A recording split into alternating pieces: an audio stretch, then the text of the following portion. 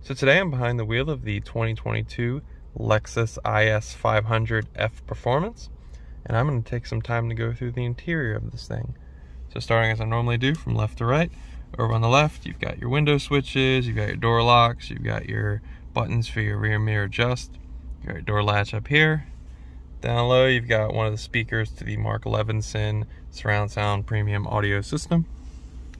Top right you have a camera view button, so pushing this displays a 360 camera view on the navigation screen. Pushed again, disappears. Right here you've got a button that basically the back kind of blocks out if you have light or headlights behind you, brings up a little sunshade. And right here you've got the ASC button, you've got headlight button, you've got odometer trip reset button, as well as the dim levels for the gauge cluster. Moving to the gauge cluster, it is a full digital display, and each page you cycle through kind of has two different view options, and that is because, as you can kind of see, it is kind of based on the LFA from back in 2012. So if you push button on the steering wheel, which I will show what button I'm pushing, kind of slides it over and displays the whatever information was just in the center over on the right. So let me push it again to display that. So you got miles per gallon in the center, sliding it over, puts it on the right. And you can also cycle through different options. So that was drive info 1, drive info 2, eco indicator, engine oil temp, G-force, gear position, currently in park, tire pressures for all four corners. And you can also cycle to the right on different pages. So this is a compass. If you were had some destination set, it would display here as well. Whatever I'm listening to, media, so it's Sirius XM. Some driver information, so the distance to the front of the vehicle, messages, different options you can set for lane assist, alerts, things like that. Let me just cycle through them all so you can see them. I usually leave it on the front page and just on some miles per gallon, either drive info 1 or drive info 2. Slide it back. Now, as you can see, the gauge cluster is kind of lit up because I'm right now in Sport Plus. So Eco is over to the left. Pushing down is normal. To the right, Sport, it's kind of lit up, and then Sport Plus is fully lit up like the LFA was. I'll showcase how I was switching between the different drive modes when I get to the center console. Moving back to the steering wheel, it features paddles on the left and the right for downshifting and upshifting. Everything you just saw me selecting up on the gauge cluster, I was basically doing right here. So this little multi-document looking button, push that once and it slides that gauge cluster over. And this over here, up, down, was how I was cycling through the different pages in the gauge cluster.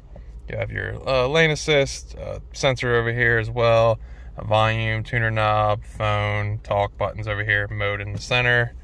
Let me give you a better look at the steering wheel as it features F Sport branding at the bottom. Up top to the right of the gauge cluster is the engine start stop button. And then you have the navigation screen to the right of that. So this is the different menu options on the navigation screen. So you have destination, audio, phone, apps, projection, info, setup, and climate. So you can adjust some climate settings up on the nav as well as down below. Just going through info to showcase some of the stuff that can be displayed. Different miles per gallon, miles per hour information, traffic incidents, weather, things like that. Below that you've got the old school Lexus clock surrounded by two vents. You've got all your HVAC buttons. These are basically touch sensitive buttons for heating and cooling the vehicle for both driver and passenger side, and it'll display the temperature. So right now if I'm just tapping it,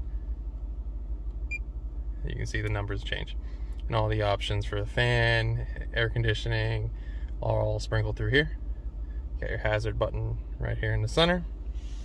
Volume control knob over on the left, as well as turning it on and off. Tuner knob over on the right, and CD player in the middle. And of course radio, media, seek, track. And this is obviously to kick a CD out. You can see the Mark Levinson speaker system branding that I mentioned. Then you've got heated and cooled or ventilated seats for both the driver and the passenger, and the driver gets a heated steering wheel as well. Then you've got the gear shifter. So you've got park, reverse, neutral, and drive. And and should you go in a drive, you can knock it over and select your gears manually here, or as I had previously shown, on the gears on the back of the steering wheel. Go back to park for safety. To the right of that, this is the drive mode knob on how I was changing the gauge cluster. So you have Eco to the left, normal, custom in the center, Sport and Sport Plus over to the right. So you turn it in the direction and it'll change it. So to the left, Eco, center, normal, to the right, Sport, to the left, Sport Plus. As you can see, it also displays everything I just changed up on the navigation screen. You also have a snow mode, traction control off, and the hold button. So the hold button is if you're at a red light and you want to stretch your leg and not just sit there and hold the brake, or in a lot of traffic, you put your foot on the brake, push this, and the vehicle will, like it says, hold for you, allowing you to stretch your leg, and then to undo it, push it while your foot is on the brake, and it will release and give you back full control of braking the vehicle. Right here you've got the touchpad, map, menu. This is how I kind of pop the menu up on the navigation real fast. So there's different menu options. Got the back button. Over to the right, you've got 2 cup holders. You've got the armrest, which opens up cubby hole with 2 USB ports, headphone jack, and old school smoker's plug to the right of that. Moving to the passenger side, you got a glove box, which is kind of hidden by my book bag. Better look at the speaker system that I showed on the driver's side. Passenger door. Passenger seat. Rear seat, as you can see, fairly easy to put a car seat in the back. This vehicle does not feature a sunroof. It does feature some buttons and lighting, SOS button, door lights up top.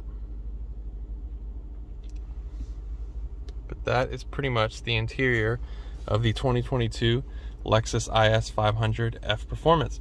If there's some detail in here I didn't go in depth enough on, and you have some questions, be sure to leave them in the comments below, and I would love to find an answer for you. Thanks for watching.